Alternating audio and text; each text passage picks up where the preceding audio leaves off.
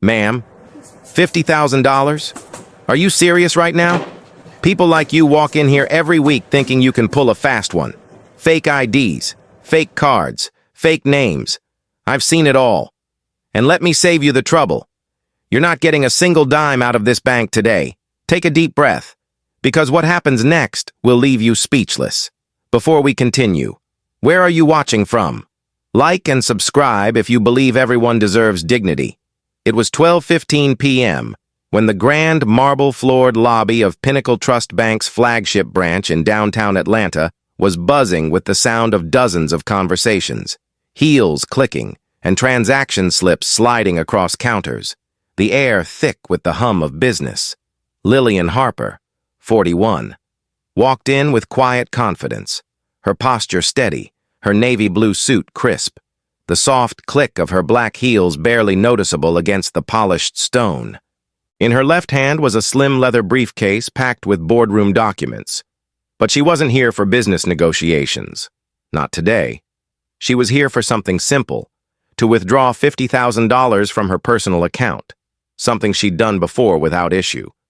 But today, she could feel an edge in the air the moment she approached the counter of Ethan Caldwell, a 32-year-old teller with a starched shirt, a stiff tie, and a stare that was sharper than either. Lillian placed the withdrawal slip neatly on the counter and spoke evenly, her voice calm and deliberate. "I'd like to withdraw $50,000. Ethan glanced at the slip, then at her, and his lips curled into a dismissive smirk before he leaned back slightly and raised his voice, loud enough for half the lobby to hear. 50 grand? Ma'am, this isn't a check-cashing joint. Maybe try the ATM down the street." His tone dripped with sarcasm, and instantly, heads began to turn. A white woman in line behind Lillian leaned toward her friend and whispered, "What's her angle?" Another man chuckled softly under his breath. Marcus Tate, a young black entrepreneur in line, clenched his jaw, sliding his phone out of his pocket and unlocking the camera app instinctively. He had seen situations like this far too many times before. Lillian, unshaken, kept her composure. Her voice remained calm but carried a firmness that demanded respect. "My account number is on the card," she said evenly, sliding her platinum Pinnacle Trust card across the counter. "Please verify it." Ethan didn't even glance at the card before waving the slip like a piece of junk mail. "Got real ID?" he asked, his tone sharper now, his smirk widening. "Because these fakes are getting slick these days." The insult cut through the air, drawing a few gasps from nearby customers. Lillian's jaw tightened, but her voice remained steady, colder this time, measured with intent. "Mr. Caldwell," she said, enunciating each syllable. "My identity is not in question." But Ethan only chuckled, louder this time, emboldened by the attention, leaning forward with both elbows resting casually on the counter. "Look, I'm just trying to save you the embarrassment," he said mockingly, raising his voice so the entire row of tellers could hear. "Scams like this? I see 'em every single day." The murmurs in the lobby grew louder, whispers rippling through the crowd as people started pulling out their phones. That's when Aisha Coleman, a 29-year-old freelance journalist standing a few feet away, tapped her screen and hit Go Live. Her caption read, "Discrimination at Pinnacle Trust Bank. Atlanta. Happening now. Within minutes." Her live stream started gaining traction. Hundreds of viewers poured in, the comments section exploding with anger. "This is disgusting. Sue them. Banking while black again." But Ethan wasn't backing down. If anything, he seemed fueled by the growing attention, his voice rising with every word. $50,000, he repeated, slowly, as if speaking to a child. "And you expect me to believe you just walk in here with no appointment, no proof, nothing to back it up? Do I look stupid to you?" Lillian didn't move, her expression unreadable, her breathing steady, her calmness cutting like a blade through Ethan's arrogance. "I have banked here for 8 years. she said softly but firmly. My accounts are here. My investments are here. And your job, Mr. Caldwell, is to process my request, not question my integrity. Ethan laughed under his breath, but the tremor in his voice betrayed him. The more he spoke, the deeper the crowd's attention locked onto every exchange. Across the room, Claire Donovan, the branch manager, stepped out of her glass office, her heels striking the marble as she approached, drawn by the commotion. Is there a problem? Ethan? She asked. Her tone clipped, but her eyes scanning the lobby nervously as she noticed at least 4 phones pointed in their direction. Ethan straightened slightly but didn't lose his swagger. Suspicious withdrawal, he said firmly, holding up the slip. $50,000, no proper verification, red flags everywhere. Claire frowned, glancing at Lillian briefly before nodding stiffly. Ma'am, she said coolly, for amounts this large, we'll need additional documentation, proof of income, employment verification, and a funds purpose statement before we can proceed. A murmur rippled through the lobby, louder this time, as Marcus Tate stepped forward slightly, his voice cutting into the tension. She has ID. She has a card. Process the transaction. Claire shot him a sharp look and snapped. Sir, don't interfere. Meanwhile, Aisha's live stream crossed over 1,000 viewers, the chat exploding in real time, hashtags beginning to trend, the outrage spilling far beyond the walls of the bank. Lillian took a slow breath, her voice calm but commanding. Check my account. Ms. Donovan, everything you need is already on file. Claire hesitated, glancing at Ethan, whose jaw tightened as if daring her to proceed. The silence stretched heavy for a moment before Ethan scoffed loudly, leaning back in his chair, clearly unwilling to back down. Look, he said, louder than before. This is Pinnacle Trust. We're not some corner pawn shop. We serve serious money here. Those words, delivered with deliberate venom, sent another wave of murmurs rippling through the crowd. Several customers shaking their heads, some muttering under their breath. Others already whispering the word, discrimination. And yet, through all of it, Lillian Harper stood silent, her expression composed, her posture unwavering, her patience thinning by the second, because she knew something Ethan didn't, something that would change everything in the next few minutes. The air in the lobby thickened as whispers turned into a low rumble, every passing second pulling more eyes toward the standoff at teller window 3, where Lillian Harper stood, her posture calm, but her silence louder than Ethan Caldwell's arrogance. And just as she opened her mouth to respond, Claire Donovan, the 45-year-old branch manager, emerged from her glass office, her heels clicking sharply against the marble floor, her neatly tied hair and stiff navy blazer projecting authority, though the tension in her jaw betrayed the exhaustion of someone constantly balancing corporate politics and customer chaos. And she glanced briefly at Ethan before speaking in a clipped tone. Ethan, what's going on here? But Ethan didn't miss a beat, holding up the crumpled withdrawal slip like a badge of honor and saying loudly enough for the entire line to hear. Suspicious withdrawal, $50,000, no proper verification, possible fraud. And several customers gasped softly at the word fraud, while others immediately pulled out their phones to record, instinctively sensing something explosive unfolding before them. And Claire shifted her attention to Lillian, her tone polite but distant. Ma'am, for withdrawals of this size, we'll need employment verification, proof of income, and a funds purpose statement on file. And the words came out rehearsed, sterile and cold, the kind of corporate language meant to sound neutral, but delivered with an edge that cut deep, especially because Lillian knew this wasn't procedure. She had withdrawn larger amounts before without issue, and yet here she stood being interrogated in front of strangers, her identity questioned without reason, her integrity challenged publicly, and still she didn't flinch, keeping her voice measured as she said, I've banked here for 8 years. Ms. Donovan, everything you need is already on file. Check the account.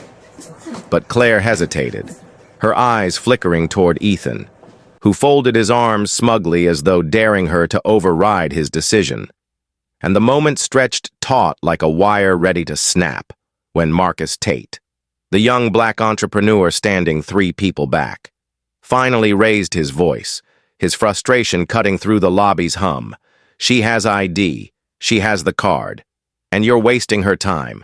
Just process the withdrawal. And his words drew nods from a few onlookers while others looked away uncomfortably, unwilling to be involved. But Claire's gaze snapped sharply toward Marcus, her voice cool and firm. Sir, I need you to remain in line and not interfere.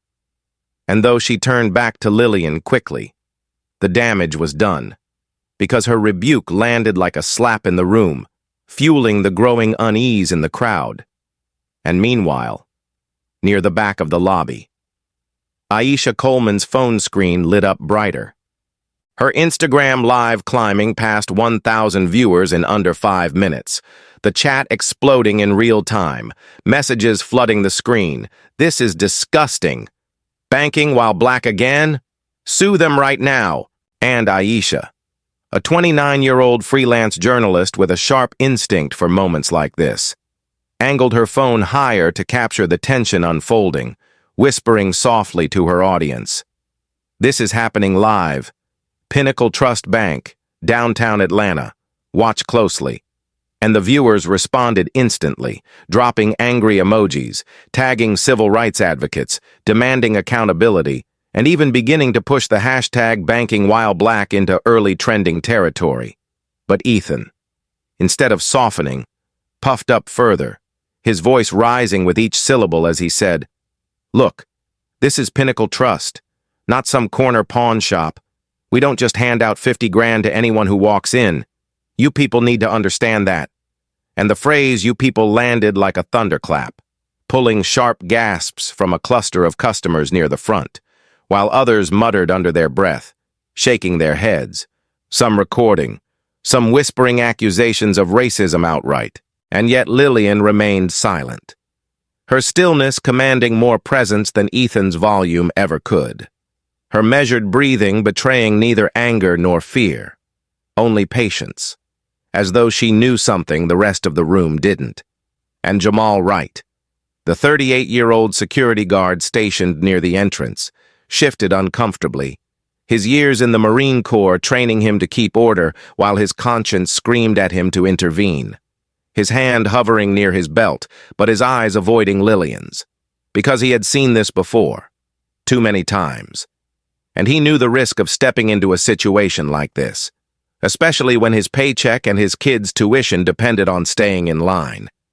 And yet guilt gnawed at him as Ethan continued, waving the slip dramatically. $50,000 in cash, no prior notice, no proper verification, no reason stated. And somehow we're supposed to just trust her?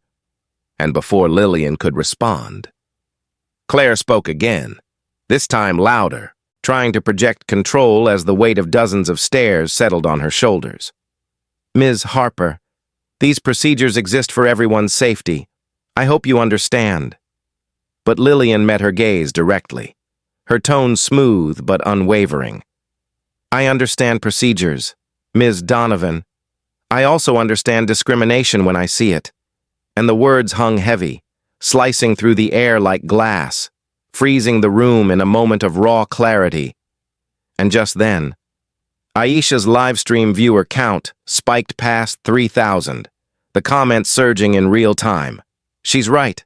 This is targeted. Stay strong. We're watching. And Marcus, emboldened by the rising tide of support, muttered loudly enough for the people around him to hear. This is exactly why we don't trust these banks, drawing murmurs of agreement from several customers nearby, while a couple of older patrons shifted uneasily, clearly wishing they had chosen another branch for their lunchtime errands. And Claire, sensing control slipping through her fingers, reached for a different tactic, softening her voice slightly. Ms. Harper, Maybe we can resolve this privately, if you'd like to step into my office." But Lillian didn't move, her voice even colder now, each word deliberate and unhurried. If this conversation started publicly, "Ms. Donovan, it can finish publicly." And a few gasps echoed faintly from the crowd, the power dynamics shifting perceptibly in that instant, while Ethan, refusing to let go, scoffed loudly and muttered under his breath. Figures, though loud enough for Aisha's camera to catch it, sending the live stream into another frenzy. Comments flashing across the screen demanding Ethan's name, calling for boycotts, urging Lillian to stand her ground. And by now, Jamal stepped forward hesitantly, lowering his voice as he leaned toward Claire. "Ma'am, maybe we should process this quietly before this gets worse." But Ethan interjected instantly, louder than before. "No, rules are rules. No exceptions, no special treatment. I don't care who she says she is," and those last 5 words, "who she says she is," seemed to ignite something inside Lillian, though her expression didn't change, her silence itself a strategy. Because while Ethan was too busy grandstanding for an audience, he didn't realize had expanded far beyond the bank's glass doors. She was calculating her next move, her breathing steady, her heartbeat calm, every muscle trained by years of boardroom battles, media scrutiny, and systemic bias. Because unlike Ethan, she knew exactly what was at stake, not just for her, but for Pinnacle Trust itself. And as the seconds ticked by, the lobby's energy shifted subtly, people edging closer to hear, phones raised higher, whispers growing into something electric, something viral, the beginning of a storm that none of them fully understood yet, but one that Lillian Harper had been preparing her entire life to face. "Step aside. Ma'am, verification like this could take hours, maybe even days," Ethan Caldwell said loudly, his voice ringing through the marble lobby as if he were delivering a public verdict, his arrogance swelling with every word, his eyes fixed on Lillian Harper as though daring her to protest. But she didn't move, didn't blink, didn't give him the satisfaction of a reaction, and instead, in that stillness, the entire energy of the bank began to shift, the tension rising with every passing second. Until finally, Lillian opened her leather briefcase with deliberate calm, her fingers steady as she pulled out a single embossed business card and placed it flat on the counter, her voice low, smooth, but carrying enough weight to cut through the crowd's chatter.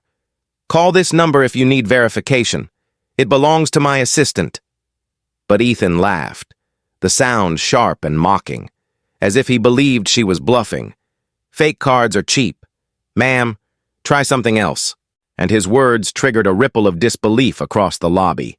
Phones rising higher, whispers buzzing louder, while Aisha Coleman's live stream shot past 6,000 viewers in under 10 minutes, the comments exploding with fury.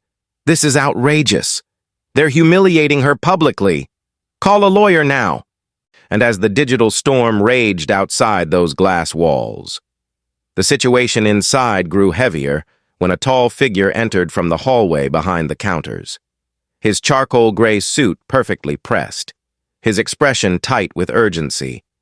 Victor Nguyen, the 50-year-old regional manager, summoned by Claire Donovan's panicked message moments earlier, stepped forward, scanning the room with a gaze trained by years of corporate crisis management.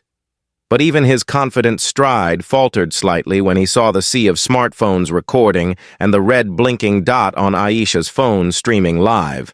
And his tone was clipped, serious. As he addressed Claire first, "What's happening here?" But before she could answer, Ethan interjected swiftly, waving the slip as though presenting evidence in court. "Possible fraud, large withdrawal, no proof. We're following protocol."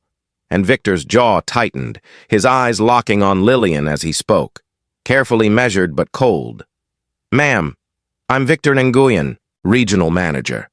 And for security reasons, we take potential fraud extremely seriously, especially with amounts this large." But before he could continue, Lillian slid another card across the counter, this one heavier, engraved, bearing a crest above her name, and her voice, though quiet, carried the kind of authority that silences rooms. Lillian Harper, CEO, Harper Capital Partners. You'll find me listed under Pinnacle Trust Corporation's Board of Directors. And for a moment, the entire lobby seemed to freeze, the weight of her words sinking in slowly like thunder rolling across distant hills. And Victor blinked, his breath catching, reaching instinctively for the card as though needing to feel its authenticity in his hand. And when his eyes scanned the raised lettering, recognition washed across his face, his lips parting slightly as though forming words he couldn't quite push out. Until finally, barely audible but picked up by at least 3 recording phones nearby, he whispered, "She's on the board," and as if on cue, the entire atmosphere shifted instantly, the smug arrogance draining from Ethan's face, his fingers slackening, the slip of paper sliding soundlessly from his hand to the marble counter, his mouth opening but no words escaping, while Claire Donovan's composure cracked, her posture stiffening visibly, her eyes darting between Lillian and Victor in stunned disbelief. And from the far end of the lobby, Marcus Tate muttered under his breath, loud enough for Aisha's live stream to catch it, "Oh, this just got real." And within seconds, Aisha's viewer count doubled again, passing 15,000, comments spiraling in real time. "What? She owns part of the bank? Call CNN now! Fire every one of them!" And for the first time since she entered, Lillian leaned forward slightly, her calm unbroken, her presence towering, her voice steady but sharp enough to slice the tension clean in half. "Harper Capital owns 42% of Pinnacle Trust Corporation. I am the largest shareholder of this institution, and I sit on the executive board you answer to." And the impact of those words rippled like a shockwave through the marble and glass, leaving Victor frozen for a beat longer before he stepped back slightly, his face pale beneath the weight of sudden comprehension, murmuring, "Ms. Harper, I wasn't aware." But Lillian didn't respond, her silence deliberate, forcing him to fill the void. And that silence made every sound in the room sharper. The faint ticking of the digital clock near the door, the whispering hum of the air vents overhead, the muffled gasps from customers processing what they'd just heard. And then, as if pulled by gravity, dozens of phones angled higher to capture her every movement. The crowd now fully aware that they were witnessing something extraordinary unfold live before their eyes. And yet Ethan, still clinging to the last threads of his pride, tried to speak, his voice breaking slightly under the weight of the moment. I didn't know," he stammered. But Lillian turned her gaze toward him slowly, her expression neutral, her words precise, every syllable measured. "You didn't ask." And the simplicity of it shattered what was left of his false authority, the quiet power behind her voice stripping the air from his lungs while, behind him, Claire's lips trembled as she finally spoke, her voice cracking just slightly. "Ms. Harper, I apologize for any misunderstanding." But Lillian didn't acknowledge her either, turning her attention instead to Victor, who now looked cornered, shifting under the weight of hundreds of unseen eyes watching through the live stream, his corporate instincts screaming at him to salvage control. But before he could speak, Aisha's phone pinged with a flood of new comments, the chat exploding as national journalists, civil rights advocates, and high-profile influencers began tuning in, screenshots already circulating across Twitter, TikTok, and Instagram, hashtags Pinnacle Discrimination and hashtag Banking While Black trending in real time, thousands of people demanding answers. And Victor finally inhaled sharply, stepping closer, lowering his voice but keeping it just loud enough to be recorded. "Miss Harper, Let's take this into the boardroom. But Lillian's gaze remained unshaken, her tone like ice over steel. If you chose to humiliate me publicly, Mr. Nguyen, we will resolve this publicly. And the collective gasp that followed filled the lobby with a wave of heat and electricity. The balance of power now fully reversed, the crowd sensing it, whispering frantically as Ethan took a small step back instinctively, his hands dropping uselessly to his sides, while Claire Donovan, visibly pale, tried to straighten her blazer as though hiding the tremor in her hands, and somewhere near the back of the line, Marcus whispered softly, "This is history," his voice trembling with a strange mix of awe and vindication. And he wasn't wrong, because in that exact moment, Aisha's live stream shot past 25,000 viewers, her phone vibrating non-stop with notifications, reporters already tagging Pinnacle Trust's official account demanding statements, local news crews rerouting vans toward the branch, and still, through the mounting chaos, Lillian remained perfectly composed, her breathing steady, her tone deliberate as she finally spoke again. Her words aimed directly at Ethan but loud enough for everyone, inside the bank and far beyond it, to hear. This isn't just about a withdrawal.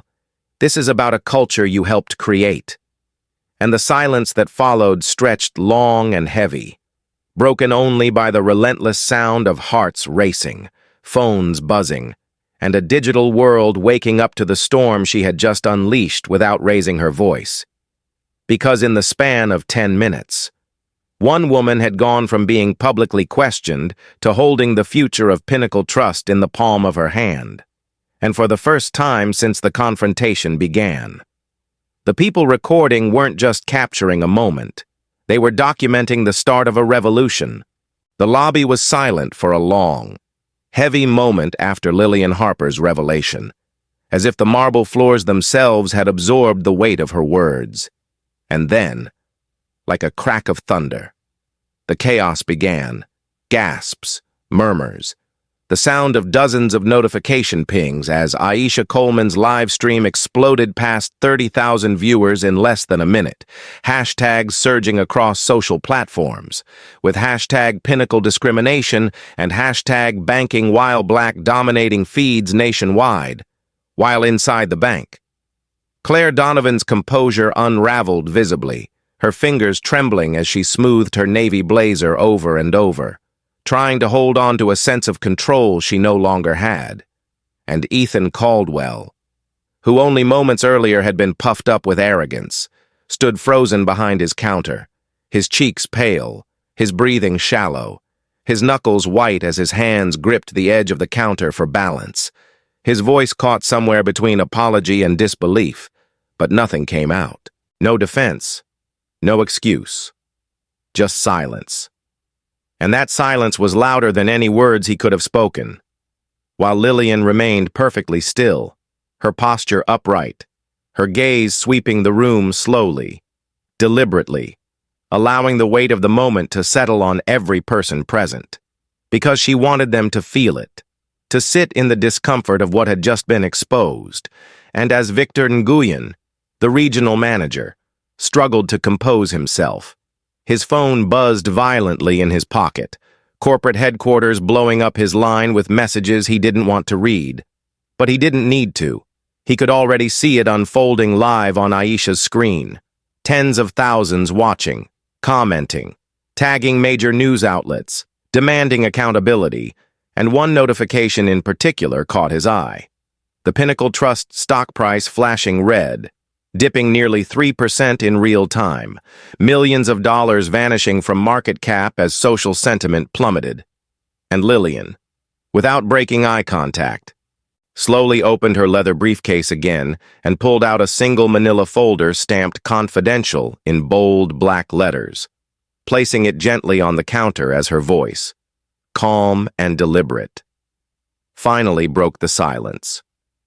Harper Capital has been running an independent discrimination audit across Pinnacle Trust branches for the past 6 months. And today, Mr. Caldwell, Ms. Donovan, you've just given me Exhibit A. and a collective gasp rippled through the crowd. Phones shooting higher, cameras zooming in as Ethan's knees seemed to weaken beneath him, his mouth opening to speak but no sound emerging. And Claire, now visibly pale, whispered hoarsely, "Ms. Harper, please, let's handle this internally." But Lillian's gaze was sharp as glass, cutting clean through her plea. Internally? How convenient. Ms. Donovan, when this humiliation happened publicly, in front of customers, in front of your employees, and now, in front of 30,000 live viewers, and the words landed like a strike, freezing Claire in place, her lips pressed into a thin line, her hands fidgeting uselessly at her sides, while Aisha's audience kept climbing, 50,000 viewers now watching from across the country, flooding the chat with outrage. "Fire him now! Sue the bank! Shut it down! This is systemic racism in action!" And just then, Marcus Tate, still recording from a few feet away, called out firmly, his voice trembling with anger. "This is bigger than just her. This is how they treat all of us." And murmurs of agreement spread among other customers, their voices low but furious, the collective energy in the room shifting from quiet observation to righteous indignation. And Victor, sensing the growing volatility, stepped forward, his tone lower now, trying to de-escalate. "Ms. Harper, I assure you this incident will be addressed swiftly. We take these matters seriously." But Lillian raised one hand slightly, stopping him mid-sentence, her voice smooth, controlled, but filled with unshakable authority. "You'll take them seriously because I'm giving you no choice." And at that exact moment, Aisha's livestream crossed 70,000 viewers, the comments scrolling too fast to read, news anchors, activists, and high-profile financial analysts joining the feed, while behind the scenes, corporate leaders scrambled frantically on calls, desperate to contain the firestorm building in real time, and then, as if timed by fate, Senator Raphael Warnock tweeted from his verified account, tagging Pinnacle Trust directly, disturbing reports coming from Atlanta. "We are monitoring this situation closely." And the crowd gasped audibly when Marcus read the tweet out loud, phones buzzing across the lobby with alerts. And Victor's face drained completely, realizing this was no longer just a customer service incident. It was a federal-level crisis unfolding live. And Lillian, sensing her leverage growing by the second, slid the manila folder closer across the counter, tapping it lightly with her manicured finger as she spoke clearly for the entire lobby to hear. This audit contains over 68 documented incidents of racial bias at Pinnacle Trust branches in the past 9 months alone, 83% of which involved customers of color. And if this institution doesn't act, I'll make sure every regulator from the Federal Reserve to the FDIC does. And a stunned silence followed, broken only by the faint, incredulous laugh that escaped from Aisha as she turned her phone toward the folder, whispering to her growing audience. She came prepared, and Victor's composure cracked, his voice faltering slightly as he whispered, "Ms. Harper, please. I understand how this looks." But Lillian cut him off immediately, her tone sharper now, her words crisp and cold. "This isn't about optics, Mr. Nguyen. This is about accountability." And at that, Jamal Wright, the 38-year-old security guard who had been silent until now, finally stepped forward, his posture stiff, but his voice steady. "Ms. Harper, for what it's worth, I'm sorry. I should have stepped in sooner." And Lillian turned to him briefly, nodding once, her expression softening just enough to acknowledge his integrity, before returning her attention back to Ethan, who stood pale, shoulders hunched, unable to meet her gaze, his arrogance shattered completely, his lips trembling as though words might come.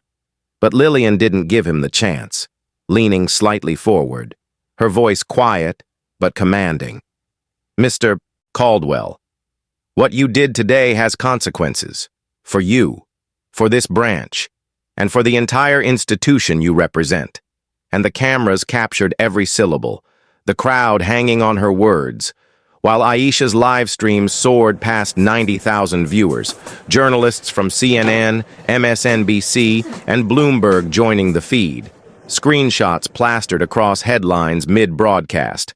And just then, Victor's phone buzzed again, the notification flashing red. Pinnacle Trust stock now down 2%, wiping out nearly $480 million in market value in under an hour. And when he looked up from his screen, his face said everything before his lips could move. Because he knew this was no longer just about one branch or one employee.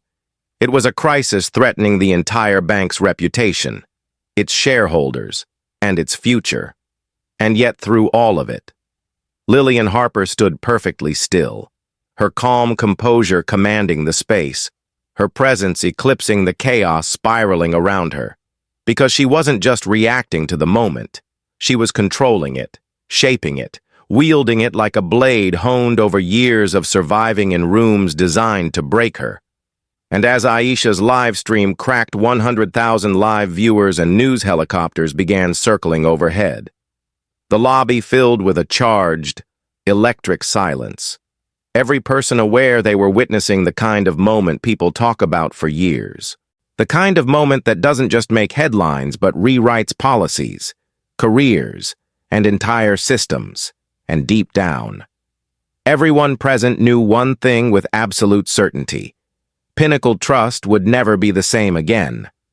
The digital clock above the teller stations blinked 1:20 p.m., its soft hum lost beneath the roar of whispers, the pinging of phones, and the constant rise of Aisha Coleman's live stream, which had now surged past 150,000 viewers. The comments scrolling so fast they blurred into a wall of outrage and support. And yet, in the center of the chaos, Lillian Harper stood silent and unshaken, her presence anchoring the room like gravity, her calm more commanding than Ethan Caldwell's earlier arrogance had ever been.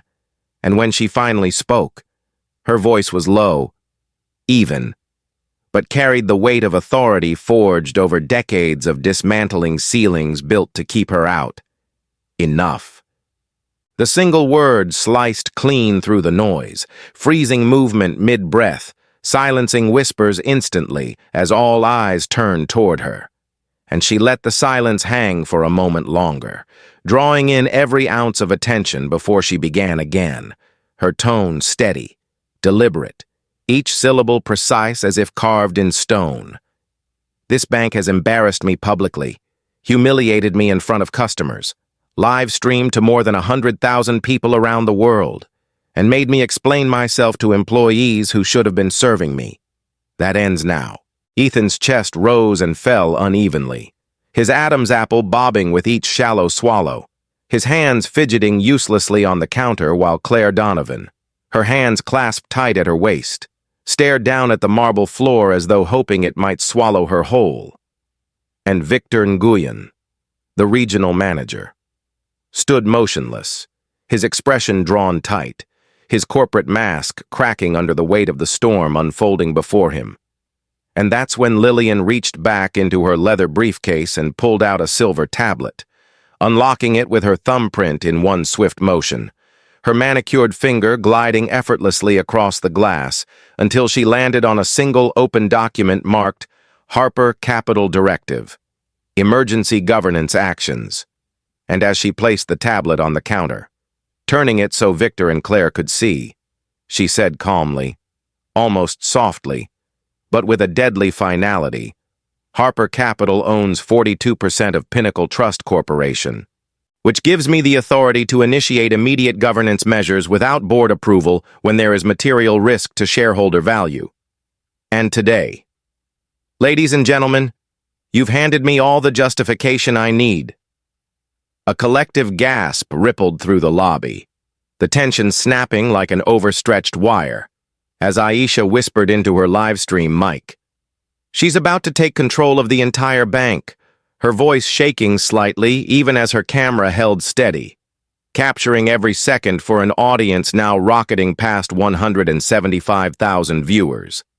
The chat exploding with messages like, "This is history," "Fire them all," "Power move," "Queen energy." And while the outside world burned with viral outrage, inside the lobby, Lillian leaned forward slightly, her eyes locking onto Victor's, her tone firm but cold as steel. "Here are my demands. First, Ethan Caldwell is terminated immediately for willful misconduct and violation of federal consumer protection laws. And I want a formal notice of termination in writing delivered to my office within 24 hours. Ethan inhaled sharply, his trembling fingers gripping the edge of the counter, his lips parting to speak, but no sound came out, his voice swallowed by shame, while Marcus Tate, still recording near the back of the line, muttered loud enough for Aisha's camera to catch it. Good riddance, sparking a flood of cheering emojis and clapping hands in the live stream chat. Lillian continued, her gaze shifting to Claire Donovan, her voice neither raised nor rushed, yet each word struck with the weight of a gavel. Second, Ms. Donovan, you are suspended effective immediately pending a full investigation into your role in enabling discriminatory practices in this branch. And if the investigation confirms what I already suspect, you will be terminated with cause.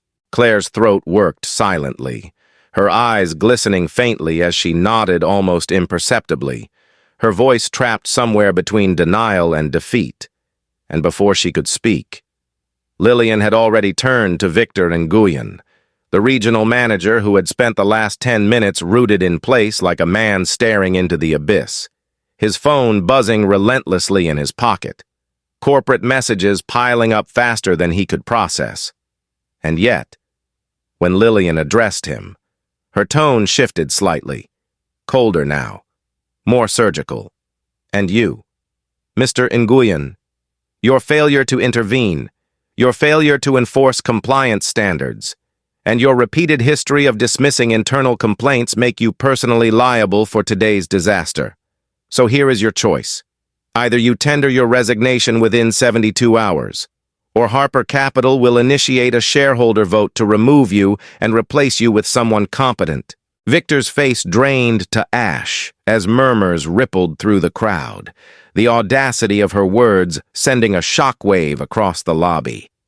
And before he could respond, Lillian straightened her posture, turning slightly toward the live stream cameras as she addressed not just the employees before her, but the hundreds of thousands now watching in real time. And finally, Pinnacle Trust Bank will commit no less than $78 million to an immediate anti-bias reform initiative, including mandatory 40-hour training for all 5,500 employees, the deployment of real-time AI monitoring systems to detect discriminatory patterns in account handling, and the creation of a $35 million community fund to support minority-owned businesses across the Southeast. The crowd gasped again, some covering their mouths, others nodding vigorously in support, while Aisha nearly dropped her phone in disbelief, whispering breathlessly, "78 million. She's restructuring the entire bank live on camera, and her viewers, now past 200,000, flooded the chat with support, turning the comments section into a wall of raised fists and fire emojis, calling Lillian a hero, a revolutionary, a force of nature. Across the room, Jamal Wright, the 38-year-old security guard who had wrestled silently with guilt for the better part of an hour, finally stepped forward, clearing his throat softly before speaking, his voice low but steady. "Ms. Harper, I just want to say thank you." And Lillian turned her head slightly, her gaze softening for the first time as she nodded once in quiet acknowledgement, her expression unchanging, but her eyes carrying a glimmer of understanding. And in that moment, the quiet exchange between them spoke louder than any grand statement could. Then, just as Victor opened his mouth to stammer out a protest, Lillian's tablet pinged softly, a notification flashing in bold red text. Pinnacle Trust stock down 6.2%, a nearly $500 million hit to shareholder value in less than an hour. And she tapped the screen once before turning it toward Victor, her voice sharp and icy. "You think corporate will back you now?" The look on Victor's face said everything. He lowered his gaze, silent, defeated, already calculating the draft of his resignation letter. And yet, through the whirlwind, Lillian's composure remained unbroken, her calm commanding, her presence immovable as if the chaos itself bent around her authority. And for the first time since she'd walked into the bank, Ethan, Claire, and Victor all understood. This wasn't just about a withdrawal anymore. This was about power. And Lillian Harper had just seized it without raising her voice, without breaking a sweat, without taking a single step away from the counter. Outside the bank, the news vans were already arriving, camera crews spilling out onto the sidewalk, helicopters circling overhead as the local CBS affiliate interrupted regular programming to air Aisha's live stream feed directly. While inside, the crowd of customers began applauding softly, hesitantly at first, then louder, until the sound of clapping filled the entire lobby, merging with the relentless buzz of Aisha's phone as the live stream crossed 230,000 viewers, trending #1 nationwide. And still, Lillian remained composed, her voice calm as she delivered her final words for the cameras. This bank can choose accountability today, or face consequences tomorrow. The choice is yours. The following morning, as the sun spilled soft light over downtown Atlanta, the Pinnacle Trust Bank headquarters buzzed like a hive under siege, every corridor echoing with hurried footsteps, urgent whispers, and the relentless chiming of incoming calls. And inside the 24th floor executive boardroom, where walls of glass framed the city skyline, the atmosphere was electric, tense, and unyielding as 20 board members sat in silence, their faces pale, their shoulders tight, all eyes fixed on the head of the long mahogany table where Lillian Harper sat, poised and commanding, her navy blazer flawless, her tablet open before her displaying real-time analytics, live stream metrics, and the mountain of data her team at Harper Capital had collected. And she knew the stakes, not just for her, but for Pinnacle Trust itself, because in less than 24 hours, the bank had suffered a 6.2% drop in stock value, wiping nearly $500 million off its market cap. And now investors, regulators, and the entire financial industry were watching every move they made, waiting to see whether Pinnacle would fight change or submit to it.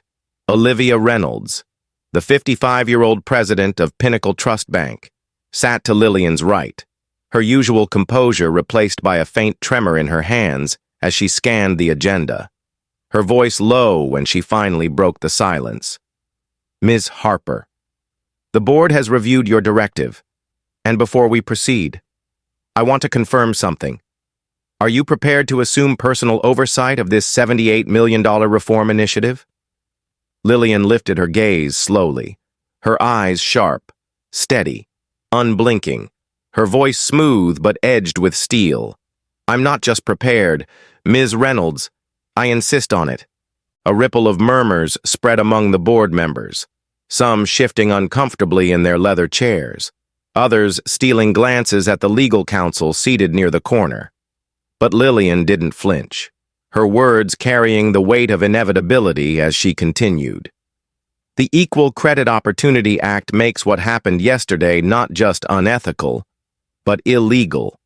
Fines per violation can reach $800,000, and based on our audit, Pinnacle is exposed to nearly $50 million in potential liability before we even factor in reputational damage, regulatory scrutiny, or shareholder backlash. This reform package isn't a suggestion, it's survival." Her words landed like thunder, silencing the room instantly. And across the table, Victor Nguyen, the now former regional manager, sat stiffly, his resignation already filed at dawn after a terse 15-minute call with corporate counsel.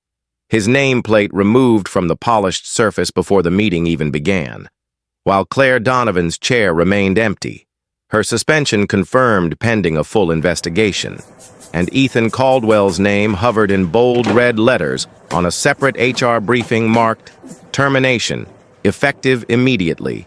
Yet despite their absences, their shadows lingered heavy over the room, a reminder of the culture that had brought them here.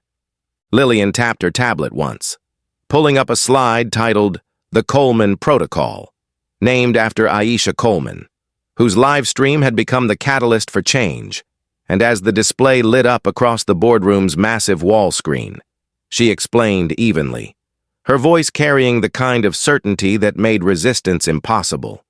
This is Pinnacle's future. 40 hours of mandatory anti-bias and civil rights training for all 5,500 employees, certified by the National Diversity Council, a $35 million community investment fund to support minority-owned small businesses across Georgia, Alabama, and the Carolinas, deployment of real-time AI systems to monitor account handling patterns for bias, with immediate escalation protocols to human review, and the creation of a permanent Office of Civil Rights Compliance, reporting directly to me, to enforce federal consumer protection standards. Gasps echoed softly from two board members at the far end, one whispering under his breath, 40 hours? Mandatory? But before anyone could speak, Lillian raised her hand slightly, her tone cooling as she delivered the next blow. Pinnacle doesn't have a choice anymore. Yesterday, our stock lost nearly $500 million in value. Today, BlackRock, Vanguard, and other institutional investors are demanding answers. And if we fail to act, Harper Capital will file a shareholder motion to replace this board. The words landed like a guillotine. And across the room, no one moved, no one breathed. Until finally Olivia Reynolds straightened in her chair, her voice steadier now, laced with reluctant admiration. Then we approve it, unanimously. One by one, hands rose around the table, some hesitant, some deliberate, but all inevitable, until 20 hands signaled yes, locking Pinnacle Trust into the most sweeping reform in its 103-year history. And when the motion carried, a hush fell over the room. Not relief, but awe, as though everyone present knew they had just witnessed the beginning of a new era. And outside the glass walls, news helicopters buzzed over the city, reporters crowding the sidewalks below the headquarters as live broadcasts updated viewers minute by minute. Aisha Coleman's live stream replay, trending #1 nationwide with over 4 million views and counting, and her pinned comment flashing across the screen like a rallying cry. This isn't just about Lillian Harper. This is about all of us. In the days that followed, the transformation unfolded at lightning speed. Ethan Caldwell's termination was finalized and made public, his name trending briefly as a cautionary tale. Claire Donovan submitted her resignation after internal emails surfaced, confirming her complicity in discriminatory practices. And Victor Nguyen's departure triggered a cascade of leadership restructuring across 5 regions. While Jamal Wright, the 38-year-old security guard who had stood silently at the edge of chaos that day, received an unexpected call from Olivia Reynolds herself, offering him the role of Director of Customer Compliance and Protection, a newly created position with direct authority to enforce the Coleman Protocol at every branch. And when Jamal accepted, his quiet humility struck a chord nationwide. His story featured in USA Today under the headline, "From Guard to Guardian, Marine Veteran to Lead Bank Reform." Meanwhile, Aisha Coleman herself received an offer to become Pinnacle Trust's Director of Communications, an opportunity she accepted only after Lillian promised she would have full autonomy to shape the bank's public narrative, transparency policies, and diversity campaigns, and within weeks, Aisha transformed Pinnacle's image, turning a viral scandal into a global case study on systemic reform. Investors responded almost instantly. Within 30 days, Pinnacle's stock rebounded 12%, surpassing pre-crisis levels, while major financial outlets from Bloomberg to the Wall Street Journal praised the reforms as historic. And regulators at the FDIC and Federal Reserve quietly closed their initial inquiries, noting the unprecedented speed of the changes. But for Lillian Harper, the numbers weren't enough. This was personal. This was about more than quarterly earnings or shareholder value. This was about rewriting the rules of an industry that had marginalized people who looked like her for generations. And she moved through each day with quiet determination, balancing 10-hour board meetings with late-night calls to civil rights leaders and community organizers, ensuring that the Coleman Protocol would become not just a Pinnacle Trust policy, but an industry standard. And as she stood on the 24th floor one evening, staring out over the Atlanta skyline as the sun dipped low and the city lights flickered awake, she allowed herself one long, measured breath, knowing the war wasn't won yet, but realizing, for the first time, that the tide had turned, and far below. On the street outside Pinnacle Trust headquarters, a group of protesters held up signs reading, "Dignity is non-negotiable," their chants rising like a promise into the night sky, echoing through the city as if the walls themselves were listening. And Lillian, hands resting lightly on the railing, whispered softly to herself words no one else could hear. This is just the beginning. 9 months later, the world no longer spoke about Pinnacle Trust Bank in whispers of scandal, but in headlines of transformation.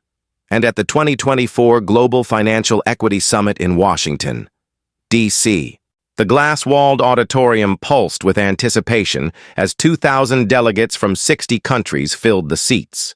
Executives in tailored suits, regulators in navy blazers, activists with notebooks open, all waiting to hear the woman whose name had become synonymous with corporate accountability.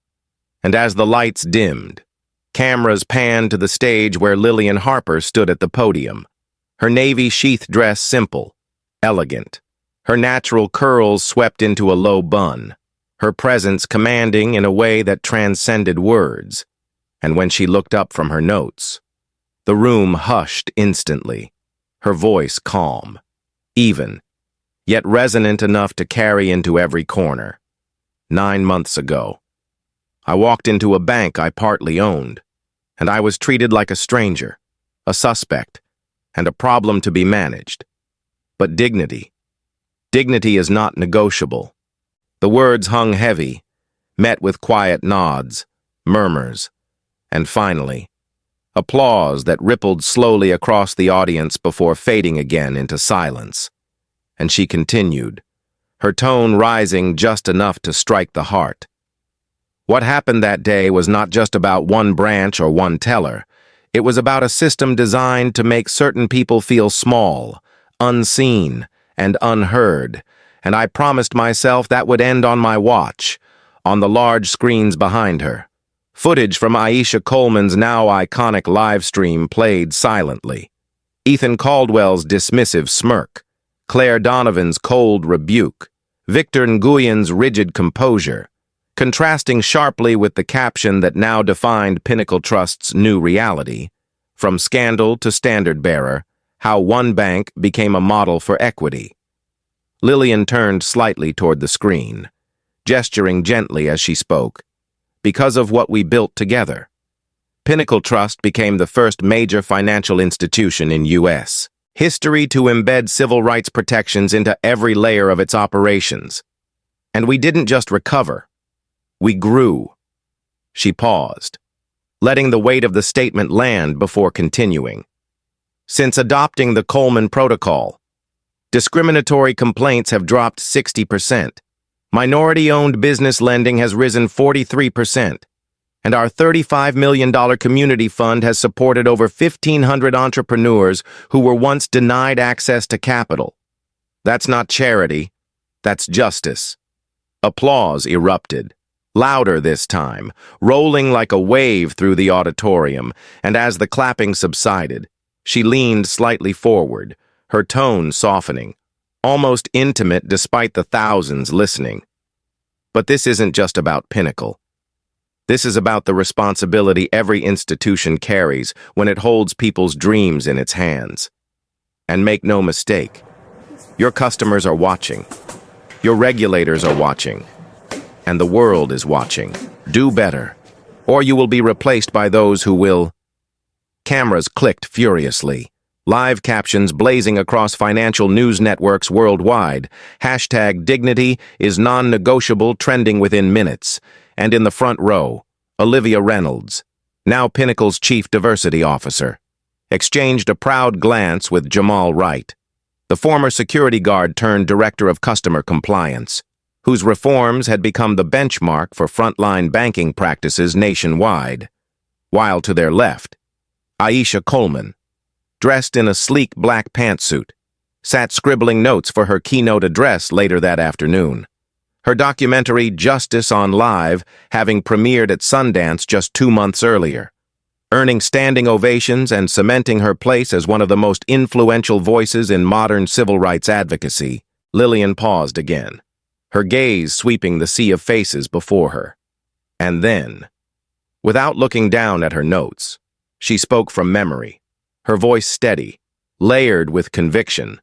One live stream rewrote history because one person decided enough was enough. But you don't have to own 42% of a bank to demand change. You need only to refuse silence. For a moment. The room went utterly still. A silence so complete that the distant hum of the ventilation system could be heard.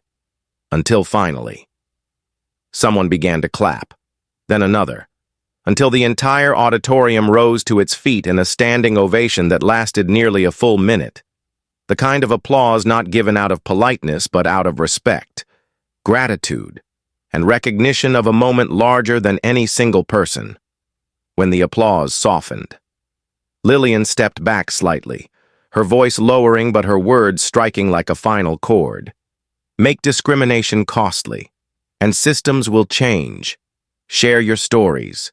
Speak your truth, and never, ever, let anyone decide your worth. As she left the stage, the cameras followed her down the aisle, reporters shouting questions, microphones thrust forward. But Lillian didn't pause, didn't answer, simply smiled faintly, her composure unbroken, her silence now a choice instead of a shield.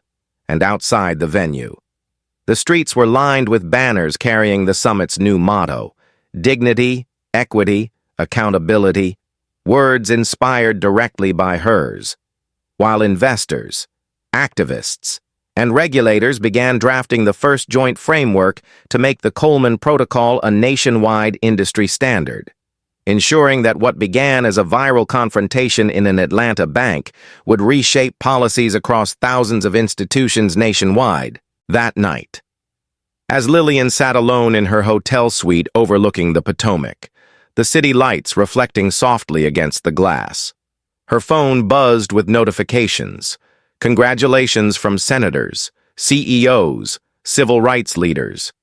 But she set it aside, choosing instead to step out onto the balcony, breathing in the quiet hum of the city, and for the first time in months, she allowed herself to exhale fully, knowing that while there were still battles ahead, the path had shifted forever. Behind her, the TV played muted coverage of the summit, Aisha's voiceover narrating the closing lines of her documentary. Sometimes, all it takes is one person, one moment, one refusal to stay silent, and the world changes. And there, under the night sky, with the city spread out before her and the weight of history settling softly on her shoulders, Lillian Harper finally smiled, not because she had won, but because she had turned one act of humiliation into a movement no one could ignore. And in that quiet, she whispered to herself words she'd carried for years, now finally fulfilled, never small again. Thank you for watching. Don't forget to subscribe, like this video, and comment where you're watching from. Your support means everything.